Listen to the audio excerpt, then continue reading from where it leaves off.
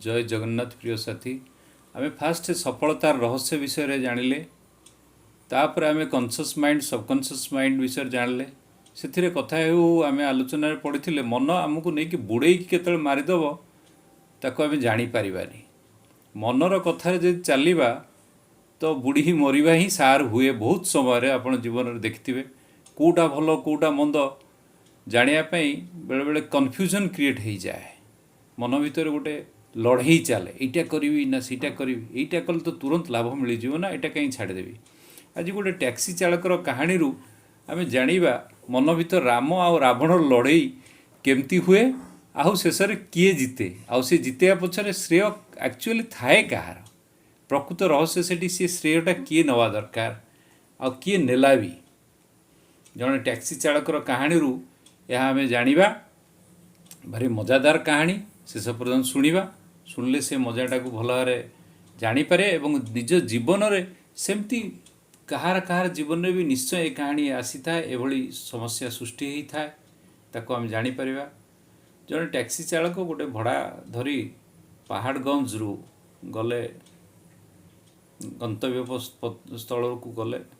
गंतव्य स्थल को जो जाए पहुँचले से लोक को छाड़ले और भड़ा पैसा जहाँ मिलवा कथा मिलला और सी पुणी फेरी आसिले टैक्सी स्टैंड को लोक जनक जो भड़ाटिया थिले से राजस्थानी थिले एवं से गाड़ी जो टैक्सी स्टैंड रे पाखापाखि पहुँचा लगला बुली देखला बेलू गाड़ी भितर किसी स्वर्ण अलंकार गोटे एप्पल लैपटॉप दामी कैमेरा आउ किसी नगद टंका थिला टैक्सी चालक बहुत आश्चर्य हो गले और आश्चर्य हवा संगे संगे खुशी भी बहुत हो गले जा हो कम से कम ये सब मिसेदेले मोर 8-10 लाख टका होगला मु टैक्सी फाइनान्स जो अच्छी से मुकुड़ी जीवी दरकार पड़े आउ गोटे टैक्सी भी करदेवी कि समय भारी खुशी बाबू आमर मातीगले मनर भारी असुमारी आनंद आसी पहुँचीगला तेणु ता परवर्ती मुहूर्त आउ जन किए मन भितर कहला शरीर भितर अंतरात्मा कहला अरे हे तू कौन करुचु पर धन एत लोभ तोर कहीं हो तू तो जहाँ खटुचु जहाँ फाइनान्स सुझुचु एगुड़ा सब करिया केते दूर ठीक हो पुणी मन भितर तो एत तू सत्य देखु कढ़ी जुगटा तू सत्य देखु भगवान एटा देले ना मु सुझीबारे कष्ट होउची तेणु मत तो भगवान देले मु छाड़ी कहीं लोभटा को किंतु तथापि ये द्वंद्व चलला मन भीतर अंतरात्मा जाग्रत कराऊँ नाई तू भूल बाट को जाना मन कहूँ नाई नाई ठीक अच्छे कर शेष परिसमाप्ति या है जे लोकटी टैक्सी चालकटी निजु टे लज्जित अनुभव कले ना यहाँ जहाँ कर ठीक करनी से लोकटी स्वर्ण अलंकार नौला ता झील बाहर कर कि कौन कर भल मंद कर लैपटॉप थिला कैमेरा थिला तार किसी काम लगे मु सीना खुशी होजी सी के दुखित हम या भाभी भाभी से सिद्धांत ना जिनस फेरई देवी एवं पाखे गोटे थाना पाखे पहुँचला थाना बाबू पाखे पहुँचिकी से सब जिनस थाना बाबू को धरईदेला थाना बाबू से लोकटार मुँह को चला अरे हे तू ये जिनस गुड़ा पाइल तू तो नहीं जावा कथा नेलुनि कहीं कहले नाई आज्ञा मु गरीब हेले कौन बेईमानी की मत बेईमानी करी आसीनी जो लोकर जिनस सी पाइले बहुत खुशी हम मोर कौन एथुरु मिलिबो थाना वाला भी बहुत खुशी हो गला कहला जाओ गरीब हेले भी ईमानदार अच्छी सचोट अच्छी तेणु से भारी खुशी है से लोक जार स्वर्ण अलंकार से बिचरा दौड़ दौड़ दौड़ दौड़ी आसी पहुँचला बेलू जाओ थाना बाबू से लोकटी को जिनस फेरीदेले एवं थाना बाबू भारी खुशी हो गले जाओ आजिकल जुगर भी एमती सचोट लोक अच्छा थाना बाबू से लोकर कथार प्रभावित है कि जड़े मीडिया बंधु को जनइले मीडिया बंधु थाना बाबू को भली प्रभावित हो गले कि से लोकटा को भेटिया चाहिए टैक्सी चालक पचारे अरे बाबू तोर तो एपटे को टैक्सी फाइनान्स अच्छी टैक्सी फाइनान्स तो एक कथा ये स्वर्ण अलंकार लैपटॉप पैसा सब बिकी देते आराम से सुझी दे था आहरी गोटे भी गाड़ी कर था तू एटा कलुनि कहीं कहले आज्ञा किस समय मो मन से लोभ भी जाग्रत होता किंतु मो मन भितर थिबा राम आ रावण को हरई देला तेणु मो मन भर थी रावण आ राम भर लड़ई चलला से राम ही जीतीगले कारण मु राम को कथा को ही शुणिली आ राम कथा शुणा द्वारा मत ढेर आत्मसंतोष मिलला ଯେ ସେ ଲୋକଟା ପାଇଲା ଏବଂ ବହୁତ ଖୁସି ହେଇଗଲା।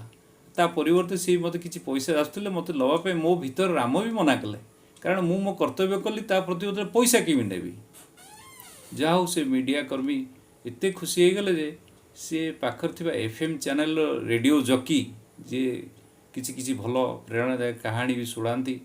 ତାଙ୍କୁ କହିଲେ। ମିଡ଼ିଆ ବାଲାଙ୍କ କଥାରେ ସେ ରେଡ଼ିଓ ଜକି ସେ ଟ୍ୟାକ୍ସି ଚାଳକର ନାଁ ଏବଂ ମୋବାଇଲ ନମ୍ବର ଆଉ ତା'ର ଆକାଉଣ୍ଟ ନମ୍ବର FM ଚ୍ୟାନେଲରେ ଏ କାହାଣୀଟାକୁ ସୁନ୍ଦର ଭାବରେ ପ୍ରସାରିତ କଲେ।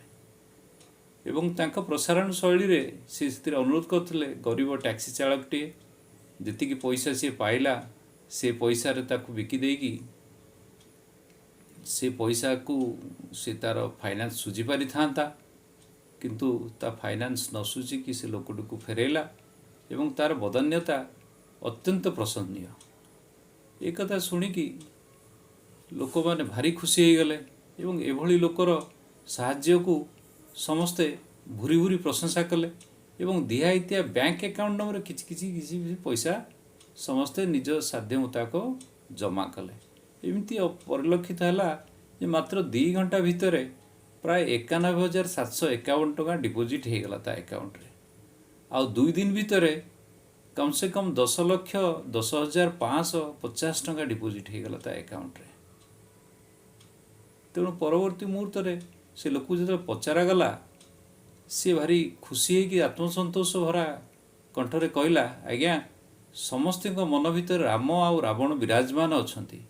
ଆମେ ବହୁତ ସମୟ ରାବଣ କଥାରେ ପଡ଼ି ଭୁଲ କାମ କରିଦେଉଛନ୍ତି,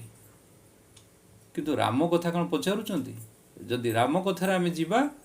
ତାହେଲେ ଜୀବନ ଆତ୍ମସନ୍ତୋଷମୟ ହେଇଯିବ, ଜୀବନରେ ସଫଳତା ଆସିବ ଆଉ ପ୍ରଭୁ କୃପା ମିଳିବ। ତେଣୁ ଆମେ ରାମଙ୍କ କଥାରେ ଯିବା ଦରକାର, ରାବଣ କଥାରେ ଯିବା ଉଚିତ ନୁହେଁ। ଏବଂ ଶେଷରେ ସେ କହିଲା, ଯାହା ପ୍ରାପ୍ତ ଅଛି ତାହା ପର୍ଯ୍ୟାପ୍ତ ଅଛି। ତେଣୁ ସେତିକିରେ ପ୍ରଭୁଙ୍କୁ ଆମେ ଧନ୍ୟବାଦ ଦେବା ଉଚିତ ଏବଂ ସବୁବେଳେ ଅନ୍ତରାତ୍ମାର କଥାକୁ ଶୁଣିବା ଦରକାର। ଅନ୍ତରାତ୍ମା କଥା ଶୁଣିଲେ ଟ୍ୟାକ୍ସି ଚାଳକ ଭଳିଆ ଆତ୍ମସନ୍ତୋଷମୟ ଜୀବନ ବିତେଇବା ଏବଂ ପ୍ରଭୁ କୃପା ଲାଭ କରିବା।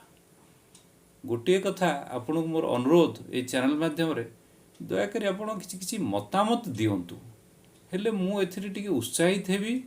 ଉତ୍ସାହିତ ହେଇକି ଆହୁରି ନୂଆ ନୂଆ କଥା, ଭଲ ଭଲ କଥା ଆପଣଙ୍କ ପାଖରେ ପହଞ୍ଚେଇବି ଏବଂ ନିଜକୁ ନିଜେ ସଜାଡ଼ିବାକୁ ସତତ ପ୍ରଯତ୍ନ ହେବି। ଏତିକି କହି ବିଦାୟ ନେଉଛି। ଜୟ ଜଗନ୍ନାଥ। ଚ୍ୟାନେଲଟିକୁ ସବସ୍କ୍ରାଇବ୍ କରିବେ, ଲାଇକ୍ କରିବେ, ମତାମତ ଦେବା ପାଇଁ ଆଦୌ ଭୁଲିବେନି। ଆପଣଙ୍କ ଅପେକ୍ଷା ରହିଲି। ଆପଣଙ୍କ ମତାମତ ଅନୁସାରେ ଚ୍ୟାନେଲକୁ ଆଗକୁ ବଢ଼ାଇବା ପାଇଁ ସତତଃ ଚେଷ୍ଟା କରିବି।